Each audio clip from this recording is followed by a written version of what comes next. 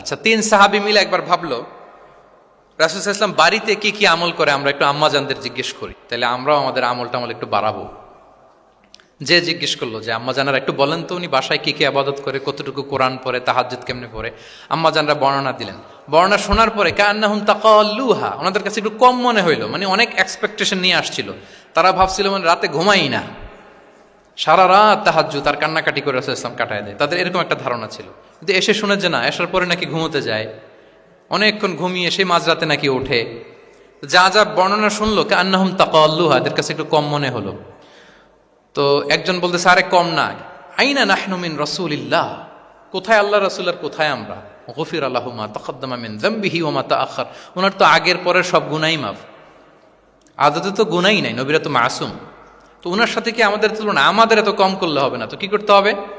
একজন বলে যে আজকে থেকে আমি আর ঘুমাবোই না সারা রাত তাহাজ্জুদ করবো। আচ্ছা, আরেকজন বলে আমি আর না খেয়ে মানে রোজা ছাড়া থাকবো না, আমি সওমে বিসাল করব, সারা বছর রোজা রাখবো, যা করে আল্লাহ, রোজা থামাবো না, আমি রেগুলার রোজা রেখেই যাব।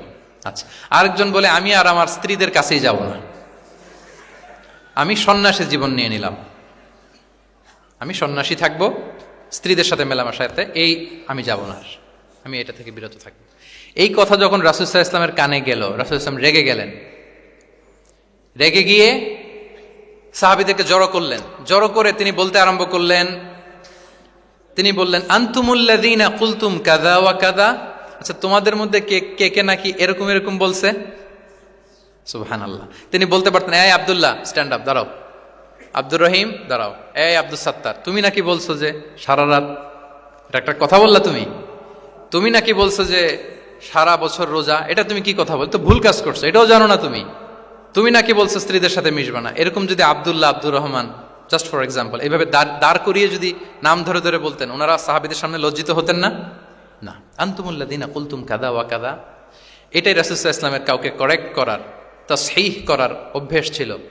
মা বালু আকওয়ামিন ইয়াকুলুনা কাযা ওয়া কাযা, মাঝে মাঝে বলতেন মা বালু আকওয়ামিন ইয়াফআলুনা কাযা ওয়া কাযা, তোমাদের মধ্যে কেউ কেউ নাকি এমনটা বলে, তোমাদের মধ্যে কেউ কেউ নাকি এমনটা করে। কই, আমি তো রাতে ঘুমাই আবার সালাত পড়ি, কই আমি তো রোজা রাখি সোম বৃহস্পতি, বাকি দিনগুলোতে খাই, কই আমি তো আমার স্ত্রীদের সাথে মেলামেশা করি, এই সব কিছুকে ব্যালেন্স করেও তো আমার নবুয়তির তো আমার কোনো সমস্যা হয় নাই, আল্লাহ ভীরু হতে তো সমস্যা হয় নাই। ওয়াল্লাহি ইন্নী লা আখশাকুম লিল্লাহি ওয়া আতকাকুম লাহ, আল্লাহর শপথ আমি তোমাদের চাইতে আল্লাহকে বেশি ভয় করি, আমি তোমাদের চাইতে বেশি মুত্তাকি।